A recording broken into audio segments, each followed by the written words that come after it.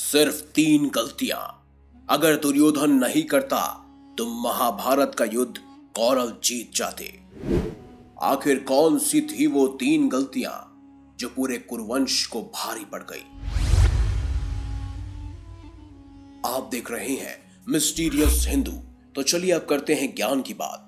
Video में आगे बढ़ने से पहले चैनल को सब्सक्राइब अवश्य करें और बेल आइकन जरूर दबाएं ताकि ऐसी ही खास लेटेस्ट अपडेटेड वीडियोस आपको जानने और सुनने को मिलती रहे। ज्यादा प्रवचन और ज्ञान न देते हुए सीधे मुद्दे पर आते हैं। आखिरी युद्ध भीम और दुर्योधन का था। भीम ने दुर्योधन की जंगा पूरी तरह से तोड़ दी थी। वो खून में लथपथ होकर रणभूमि पर गिरा हुआ था। बस कुछ ही समय में दम तोड़ने ही वाला था, लेकिन भूमि पर गिरे हुए उसने कृष्ण को अपनी ओर आते हुए देखा और बार बार अपने हाथ की 3 उंगलियों को बार बार उठाकर कुछ बताने का प्रयास किया। पीड़ा के कारण उसके मुंह से आवाज धीमी धीमी निकल रही थी। ऐसे में श्री कृष्ण उसके पास गए और कहने लगे, क्या तुम कुछ कहना चाहते हो बात? तब दुर्योधन ने कहा कि उसने महाभारत के युद्ध के दौरान 3 गलतियां की हैं। इन्हीं गलतियों के कारण वह युद्ध नहीं जीत सका और उसका यह हाल हुआ। यदि वह पहले ही इन गलतियों को पहचान लेता तो आज जीत कौरवों की होती और महाभारत का युद्ध एक अलग ही निष्कर्ष को निकलता। श्री कृष्ण ने सहजता से दुर्योधन से उसकी उन 3 गलतियों के बारे में पूछा तो उसने बताया। पहली गलती उसने ये की कि उसने स्वयं नारायण के स्थान पर उनकी नारायणी सेना को चुना।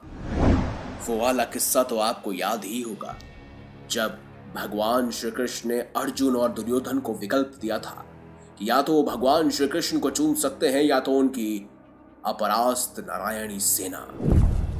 और दुर्योधन ने नारायणी सेना को चुना क्योंकि उन्हें लगा कि निशस्त्र नारायण यानी स्वयं भगवान कृष्ण कुछ नहीं कर पाएंगे और अगर वो कौरवों के पक्ष में होते तो आज परिणाम कुछ और ही होता।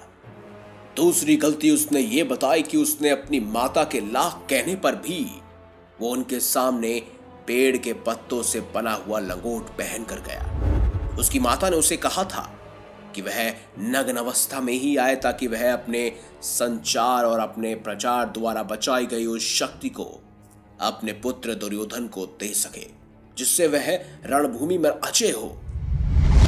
लेकिन यहां पर भी भगवान श्री कृष्ण की लीला थी, जिसके द्वारा लज्जित होकर दुर्योधन को पत्ते लपेट कर जाने पड़े और इस वजह से उसकी जांग और मुख्य अंग शक्तिहीन हो गया और इसी वजह से दुर्योधन परास्त भी हुआ था।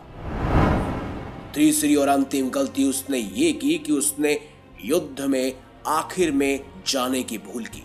यदि वो पहले ही जाता तो कई बातों को समझ सकता था और शायद उसके भाई और मित्रों की जान न जाती।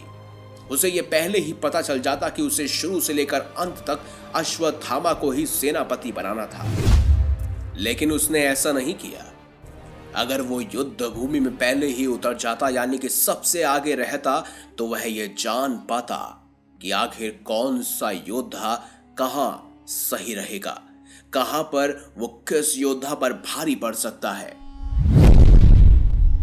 भगवान श्री कृष्ण ने विनम्रता से दुर्योधन की ये सारी बातें सुनी और फिर उन्होंने उससे कहा, तुम्हारी हार का मुख्य कारण तुम्हारा अधर्मी व्यवहार और अपनी ही कुलवधू का वस्त्र हरण करवाना था।